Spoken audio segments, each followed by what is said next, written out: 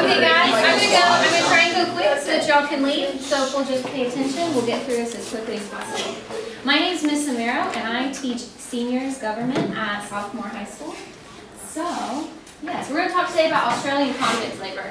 So before we can go into Australia, we have to start in Britain. Okay, so here's the problem. What was going on in the 17th, 18th century that was causing a lot of people to move away from the country and into the city? Does anyone know? Industrial Revolution. Great. Where was that person? There we go. Okay. Yellow. Yes, so Industrial Revolution was happening. That caused, in England specifically, everyone was moving into London. That's where they wanted to be, to get a job.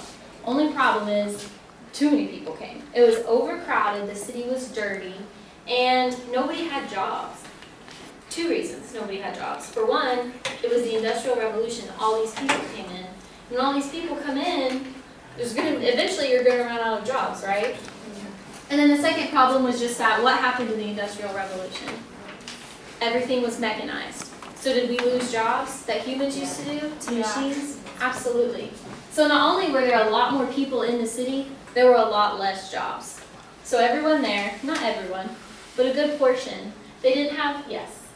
At the time, was Australia industrialized? No. At the time, Australia was just a wild country out here. It was kind of like the Americas before it was colonized. Okay. So we've got a big city. It's overcrowded. Nobody has a home. They don't have proper shelter anyway because we're overcrowded. You don't have a job. So you don't have a job. You don't have money. You don't have food. Now what happens when you've got all these people living in a big city like that in such terrible conditions with no food or job? What do you think is going to go up in that city? Okay, crime in general goes like skyrockets. And so then that leads to our prisons being overcrowded.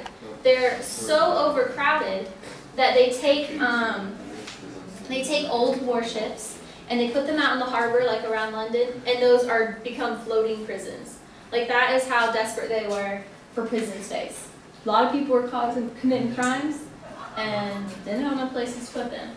So like what do we do with all of these people? Like we are not cool, like it just looks bad to have these floating prisons out here, like that's trashy, let's fix this. So what are we gonna do? Okay, so like well we're a huge empire, we've got colonies all over the world. We're gonna ship them out somewhere. And their favorite one at the time was America. So we're gonna ship them over to America and they're gonna serve out their term there and they can just deal with them. And so for one, they would send them there and they would serve as laborers. They would work for the government just doing manual labor. So you knock out two things. First,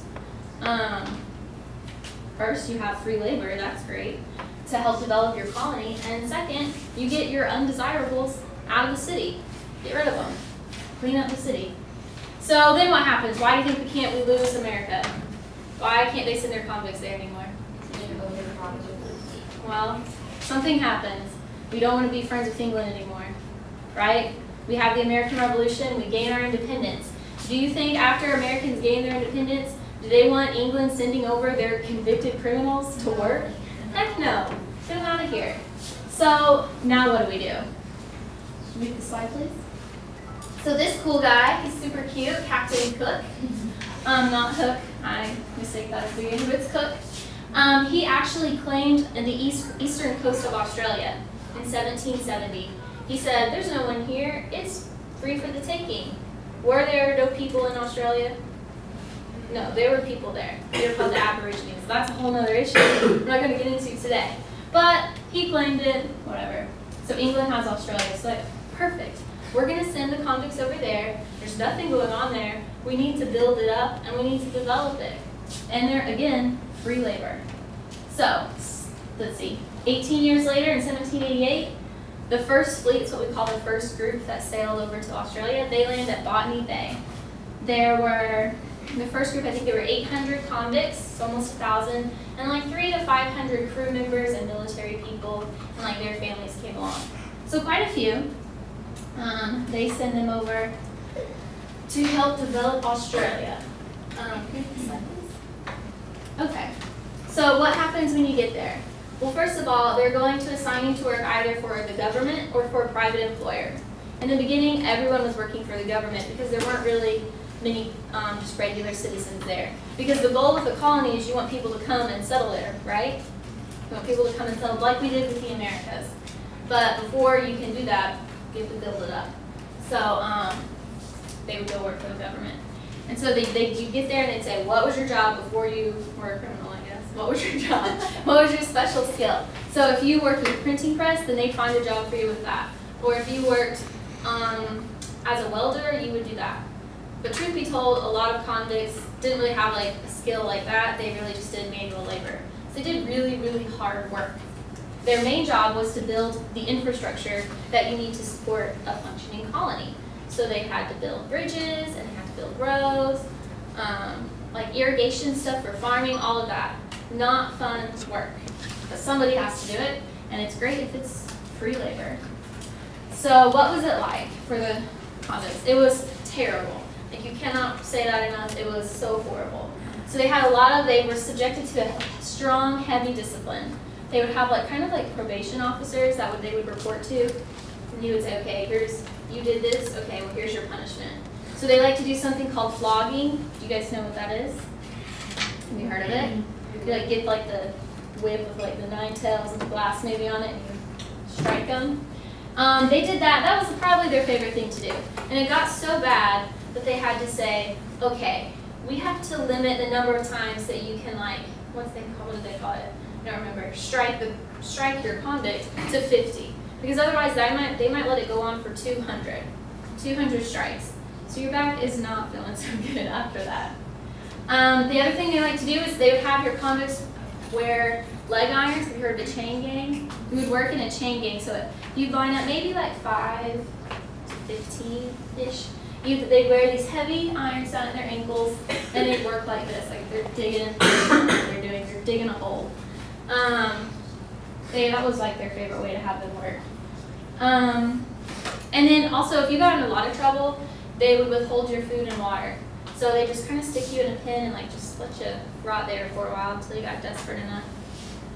And so obviously the convicts, it was pretty inhumane the way they were treated. And a lot of them retaliated, not necessarily physically, but they would write different songs or poems. And so one of the ones that we're going to just look at real quick, it's the Morton Bay song. It's by a guy named Frank the Poet. That was his nickname. And he actually was a convict. He served in Australia. And he wrote this. If you'll just take a quick second, it's really short. Just read it real quick. And when you're done, just look up and let me know you're finished.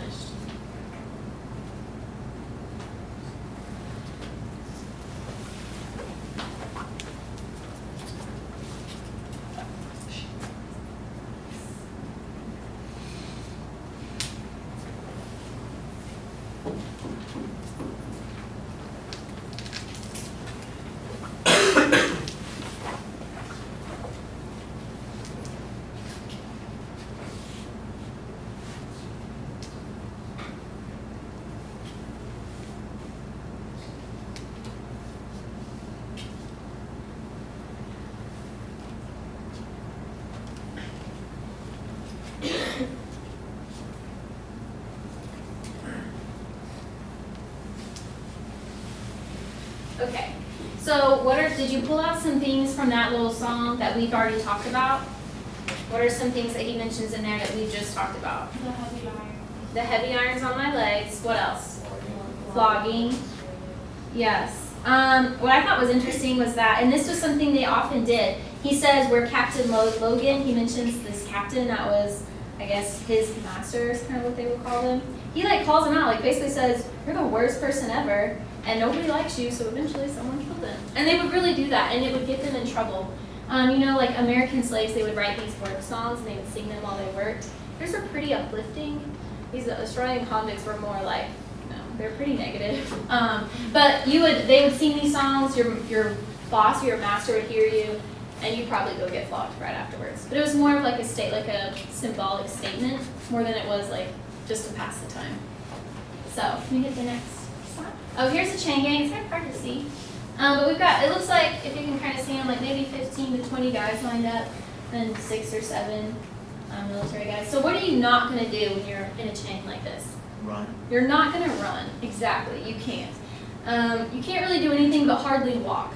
And they would work these guys to the point that one of them might pass out, or die, and then they don't do anything. They just let the guy, like literally he's just like, imagine me on the ground passed out, okay? And then the rest of the chain, they just have to kind of pull them along as they go. It was terrible. Can we move on? Okay, so life after labor. So most often, these people that were there, they were there for petty crimes. Maybe like robbery of something that costs like today like less than $50. So they were stealing like food and stuff. So they're not really super terrible criminals. They're just poor. And so the way that you can finish your sentence early is by getting a ticket of leave. And it's a lot like in our country when you go to prison. Hopefully none of you ever do, but if that were the case, you could get parole. If you, and this is the same thing. So if you do your job, keep your head down, you have good behavior, they're going to notice that and they're going to say, here you go. You might be only 4 years into your 7-year term, but they're going to let you go. And all you have to do, you have to stay in the colony, but you go out and you live on your own and you pay, you know, you're a free person, sort of. And now if you got into any more trouble, you do have like a parole officer type person. So if you got into any trouble, you would just go right back into this. And you could just, so if you got a ticket of leave and you were 4 years into your sentence and you had 7, then the next 3 years, yes. Were there officers like in favor of them, or did they not? No. I mean, I'm sure there were some, but more often than not, it was really inhumane and like terrible treatment. So they would find any reason to put them back out of parole? Yeah, I mean, you had to be like model citizen.